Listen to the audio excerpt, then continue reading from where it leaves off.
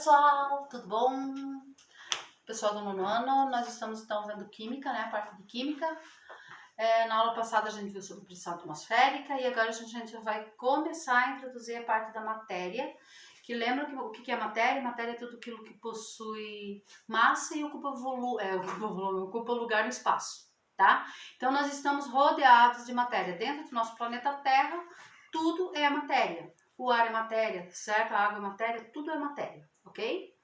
E até então nós tínhamos aprendido que o quê? Que a menor estrutura de um ser vivo era a célula. Agora nós vamos ver que a menor estrutura de uma matéria, que nós seres vivos somos também visto como matéria na química. Então a menor estrutura de um ser vivo de uma matéria é o átomo, tá? Mas até chegar a esse átomo, nós tivemos vários modelos atômicos, tá? O primeiro modelo atômico foi por Thomson, certo? Depois o segundo modelo atômico foi Dalton, daí Rutherford e daí Bohr. E os que a gente usa agora é o de Rutherford e Bohr, que foram os modelos mais práticos e os modelos que se encaixam com o que é visto hoje em dia, certo? Eles já viram, nós vamos ver até o modelo atômico que ele possui o átomo, que a célula, por exemplo, é a menor parte de um ser vivo. Mas dentro da célula existem os átomos. Os átomos são formados por prótons, elétrons e nêutrons. E agora eles já descobriram que existe mais coisas aí dentro, que é o quarks, que é ainda menor que formam esses elementos aí, ok?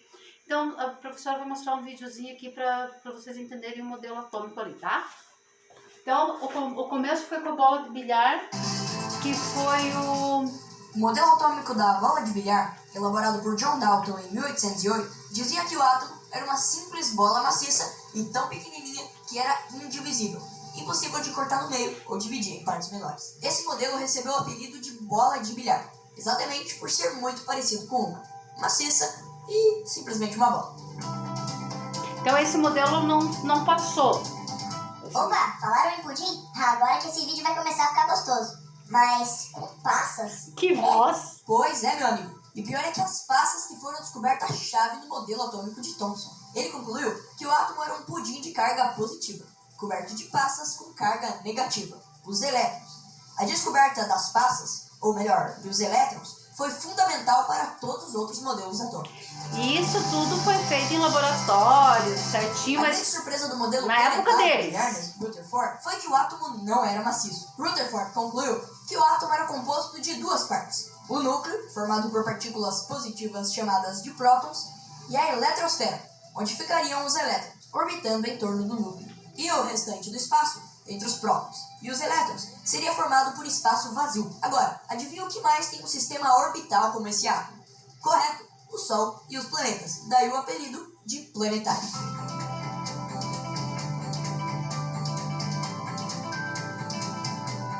No lendário século XX, mais precisamente em 1913, o físico Niels Bohr faz uma descoberta surpreendente. Existiam várias camadas na eletrosfera. Ele descobriu que a eletrosfera era dividida em várias camadas, com nomes de letras, e cada camada só suportava um determinado número de elétrons. Além disso, em 1932, para complementar o modelo de Bohr, o físico James Chadwick descobriu que o núcleo do átomo, além de prótons positivos, também tinha partículas neutras, os chamados nêutrons.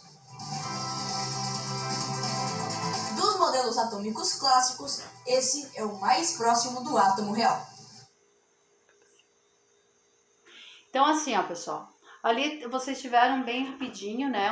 Aqui nós tivemos uma aula bem rapidinho sobre os modelos atômicos, como eles vieram vindo. Eles vieram desde o século XVIII até o século XX, né? Ali em 1913, que foi o Bohr, que viu que os átomos possuem as camadas, possui o núcleo e a eletrosfera. Então, é isso aqui que eu quero que vocês entendam agora, no momento. Assim a gente tem uma visão do átomo de maneira plana, mas na verdade, foca ali, tá? Mas na verdade o átomo não tem essa forma plana assim, certo? Ela tem uma forma, que, como ele falou mesmo, uma forma planetária, certo? Onde vai estar o núcleo aqui. E a eletrosfera, ela pode ter uma camada, 2 camadas, 3 camadas, 4 camadas, 5 camadas, 6 camadas, até 7 camadas, tá? Então, cada matéria, ela possui uma característica nessas camadas, certo? Por isso que nós temos lá na tabela periódica 118 elementos químicos, onde 96 elementos são naturais, o restante todos fabricados em laboratório, certo? E ainda, com certeza, daqui 1, 2, 3 anos, essa tabela periódica ela vai aumentar, porque cada vez eles inventam mais elementos químicos, isso para a indústria da farmácia, para a indústria de bélica, né, para a construção de bombas, essas coisas assim. E também para a construção, para a própria tecnologia, né? Então, assim, porque, na verdade, que nem o silício é algo usado para a nossa tecnologia de hoje, né? Graças ao silício que nós temos toda a tecnologia que nós temos hoje. Então, assim, gente, o modelo atômico, ele é assim, mas visto ele no plano, é assim. E o que diferencia? Todo átomo é assim? Não, todo átomo não é assim. Por exemplo, o átomo do oxigênio, que é do hidrogênio, que é o primeiro elemento químico lá da tabela periódica. Ele vai ter um núcleo e apenas uma camada na eletrosfera, onde ele vai ter um próton, um nêutron e um elétron aqui na camada. Ou seja, os átomos eles possuem o próton, que é a carga positiva, o elétron, que é a carga negativa, e o nêutron, que neutraliza essas cargas para que elas não explodam, certo? O nêutron que faz com que os prótons aqui fiquem atraídos e os elétrons também fiquem dispostos desta forma aqui para que eles se atraiam. Então é isso que forma a matéria. E vocês, na próxima aula vocês vão ver como os elétrons são importantes para qualquer coisa. Por exemplo, vou dar um exemplo para vocês de elétrons. A característica, por exemplo, do ímã, certo? A característica do ímã, vou fazer um ímã aqui para vocês, tá? Ele é todo feito de átomos, certo? E os elétrons desse ímã, ele é todo pro mesmo lado. É assim, ó, o ímã. A característica do ímã é esse, ó. É ter todos eles pro mesmo lado. Certo? Então, todo ele. Daí quando vocês já notaram que quando vocês pegam uma agulha, por exemplo, uma agulha de aço, né? Pode ser, uma agulha de ferro, uma agulha qualquer ou qualquer coisa de ferro, e você colocar aqui na ponta e colocar um outro alfinete aqui, vamos supor, ele também fica imantizado. Por quê? Porque os átomos dessa agulha estavam assim, ó, dessa maneira aqui, ó, certo? E o ímã faz com que esses átomos aqui, eles fiquem iguais a esses aqui, ó, os elétrons, desculpa, ó. Os elétrons estavam todos dessa maneira. Daí o ímã faz com que os elétrons fiquem assim, que imantiza esse aqui novamente, que faz com que esse aqui também fique assim. Por isso, assim, ó, um controle de TV, um celular que possui ímã, ele não pode ser muito derrubado. Por quê? Porque pode fazer com que esse ímã aqui, ó, porque ele tem um certo tempo de vida. E se ele é muito derrubado, vai fazer com que os elétrons, eles se desorganizem e não imantizem mais, certo? Por isso que tem certas coisas que estragam com facilidade, porque às vezes é derrubado muitas vezes. Outro exemplo da importância dos elétrons é o sabão ou o detergente.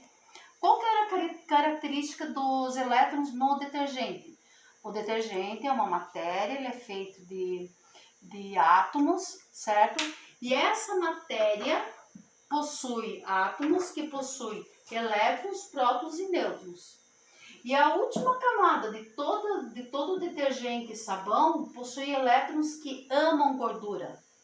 Então, quando você passa o sabão na gordura, certo? A gordura sai por quê? Porque os elétrons grudam na gordura e ele faz com que a água leve a gordura junto. A gente acha que não é, mas é um processo químico tão rápido e tão importante que nós achamos assim, ah não, o sabão tira a gordura de uma faca. Não, ele é um processo químico, mas ele é rápido.